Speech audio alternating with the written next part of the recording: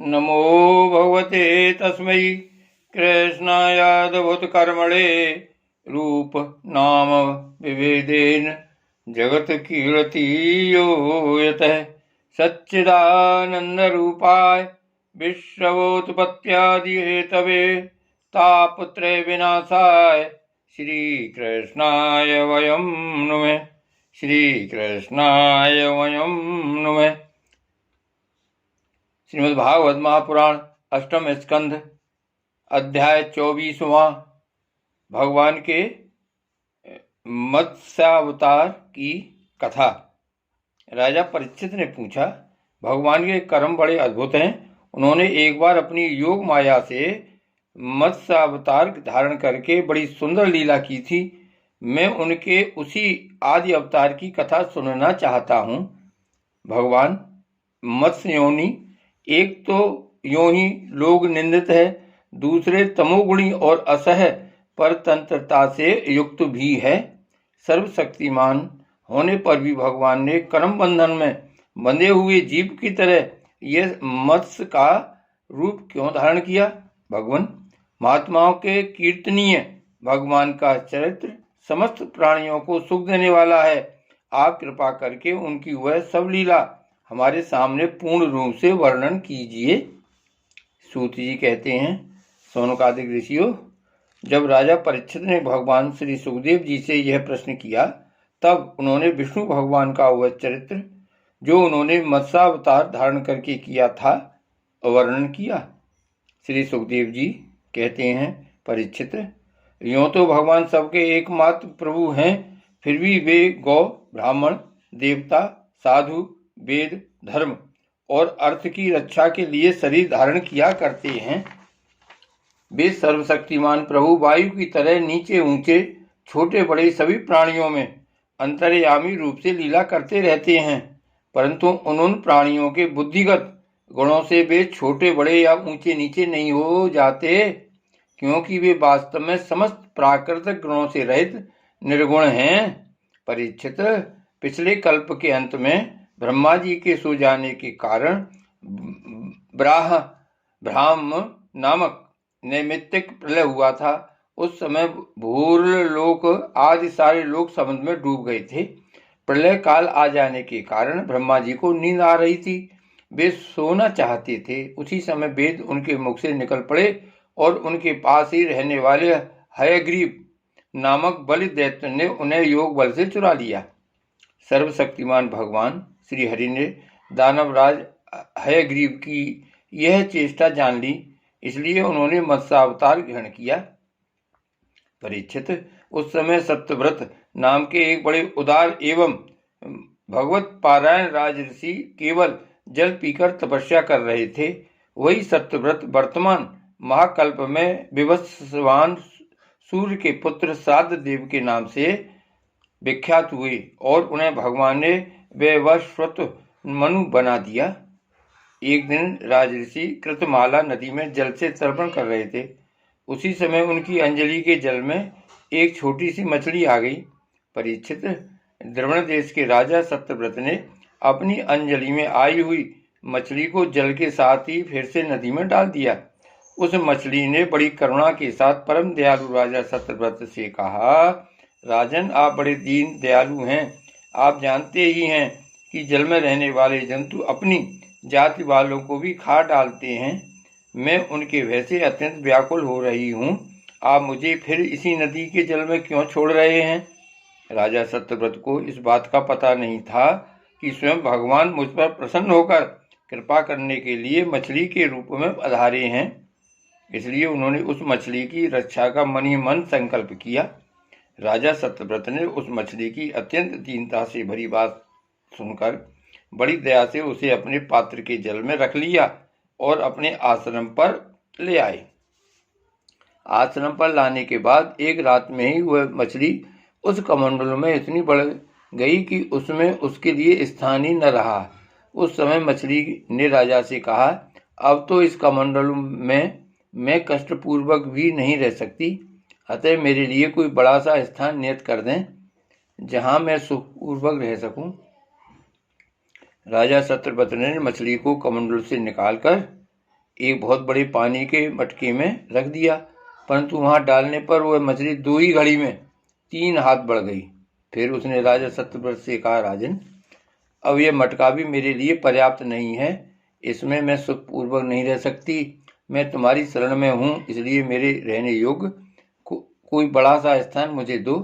परीक्षित, सत्यव्रत ने वहां से उस मछली को उठाकर एक सरोवर में डाल दिया, परंतु वह थोड़ी ही देर में इतनी बढ़ गई कि उसने एक महामत्स्य का आकार धारण कर उस सरोवर के जल को घेर लिया और कहा, राजन, मैं जलचर प्राणी हूँ, इस सरोवर का जल भी मेरे सुखपूर्वक रहने के लिए पर्याप्त नहीं है, इसलिए आप मेरी रक्षा कीजिए और मुझे किसी अगाध सरोवर में रख दीजिए। मत्स्य भगवान के इस प्रकार कहने पर वे एक एक करके उन्हें कई अटूट जल वाले सरोवर में ले गए, परंतु जितना बड़ा सरोवर होता उतने ही बड़े वे बन जाते। अंत में उन्होंने उन लीला मत्स्य को समुद्र में छोड़ दिया। समुद्र में डालते समय मत्स्य भगवान ने सत्यव्रत से कहा, वीर, समुद्र में बड़े बड़े बलि मगर आदि रहते हैं, वे मुझे खा जाएंगे, इसलिए आप मुझे समुद्र के जल में मत छोड़िए। मत्स्य भगवान की यह मधुर वाणी सुनकर राजा सत्यव्रत मोह मुग्ध हो गए। उन्होंने कहा, मत्स्य का रूप धारण करके मुझे मोहित करने वाले आप कौन हैं? आपने एक ही दिन में 400 कोस के विस्तार का सरोवर घेर लिया। आज तक ऐसी शक्ति रखने वाला जलचर जीव तो न मैंने कभी देखा था और न सुना ही था। अवश्य ही आप साक्षात सर्वशक्तिमान, सर्वांतर्यामी, अविनाशी श्री हरि हैं। जीवों पर अनुग्रह करने के लिए ही आपने जलचर का रूप धारण किया है।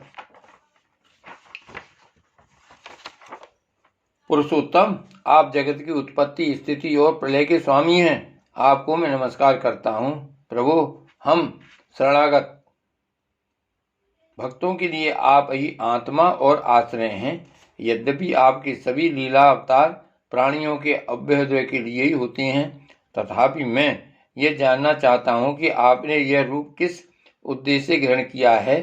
कमलनयन प्रभु, जैसे देहादि अनाथ पदार्थों में अपनेपन का अभिमान करने वाले संसारी पुरुषों का आश्रय व्यर्थ होता है, उस प्रकार आपके चरणों की शरण तो व्यर्थ हो नहीं सकती, क्योंकि आप सबके अहेतुक प्रेमी, परम प्रियतम और आत्मा हैं। आपने इस समय जो रूप धारण करके हमें दर्शन दिया है वह बड़ा ही अद्भुत है। श्री सुखदेव जी कहते हैं, परीक्षित, भगवान अपने अनन्य प्रेमी भक्तों पर अत्यंत प्रेम करते हैं। जब जगतपति मत्स्य भगवान ने अपने प्यारे भक्त राज ऋषि सत्यव्रत की यह प्रार्थना सुनी तो उनका प्रिय और हित करने के लिए साथ ही कल्पांत के प्रलयकालीन समुद्र में विहार करने के लिए उनसे कहा।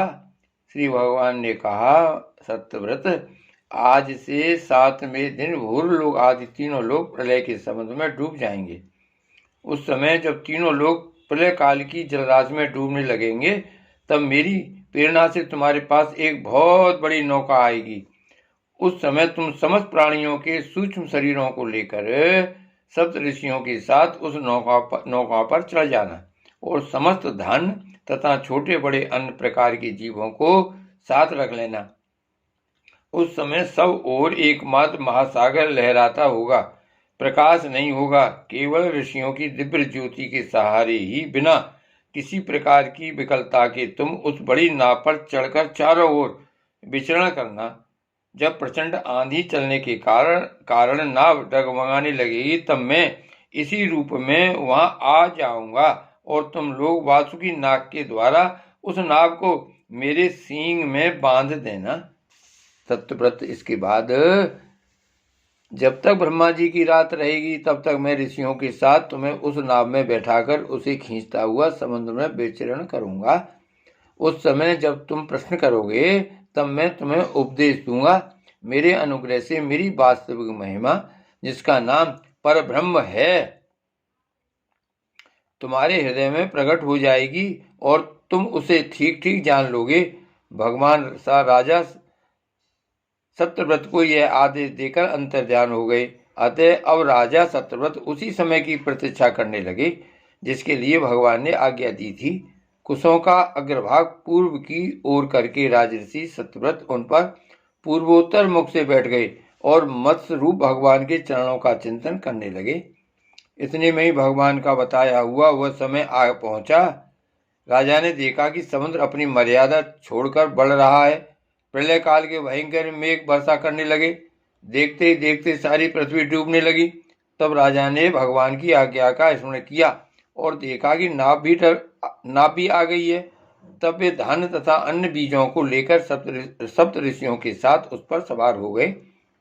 सप्त ऋषियों ने बड़े प्रेम से राजा सत्यव्रत से कहा, राजन, तुम भगवान का ध्यान करो, वे ही हमें इस संकट से बचाएंगे और हमारा कल्याण करेंगे। उनकी आज्ञा से राजा ने भगवान का ध्यान किया। उसी समय उस महान समुद्र में मत्स्य के रूप में भगवान प्रकट हुए।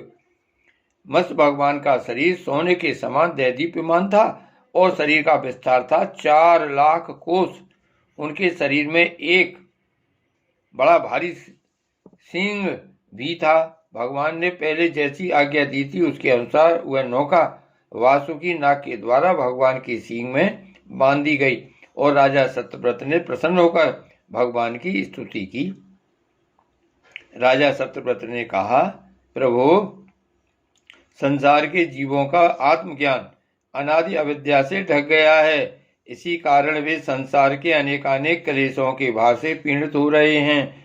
जब अनायासी आपके अनुग्रह से वे आपकी शरण में पहुंच जाते हैं तब आपको प्राप्त कर लेते हैं। इसलिए हमें बंधन से छुड़ाकर वास्तविक मुक्ति देने वाले परम गुरु आप ही हैं।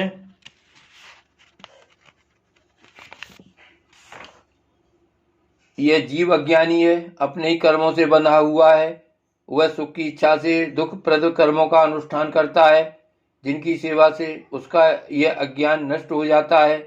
वे ही मेरे परम गुरु आप मेरे हृदय की गांठ काट दें। जैसे अग्नि में तपाने से सोने चांदी के मल दूर हो जाते हैं और उनका सच्चा स्वरूप निखर आता है, वैसे ही आपकी सेवा से जीव अपने अंतःकरण का अज्ञान रूप मल त्याग देता है और अपने वास्तविक स्वरूप में स्थित हो जाता है। आप सर्वशक्तिमान अविनाशी प्रभु ही हमारे गुरुजनों के भी परम गुरु हैं, अतः आप ही हमारे भी गुरु बने। जितने भी देवता, गुरु और संसार के दूसरे जीव हैं, वे सब यदि स्वतंत्र रूप से एक साथ मिलकर भी कृपा करें तो आपकी कृपा के 10,000वें अंश की भी बराबरी नहीं कर सकते। प्रभु, आप ही सर्वशक्तिमान हैं। मैं आपकी शरण ग्रहण करता हूँ। जैसे कोई अंधे को ही अपना पथ प्रदर्शक बना ले, वैसे ही अज्ञानी जीव अज्ञानी को ही अपना गुरु बनाते हैं। आप सूर्य के समान स्वयं प्रकाश और समस्त इंद्रियों के प्रेरक हैं। हम आत्म तत्व के जिज्ञासु आपको ही गुरु के रूप में वर्णन करते हैं।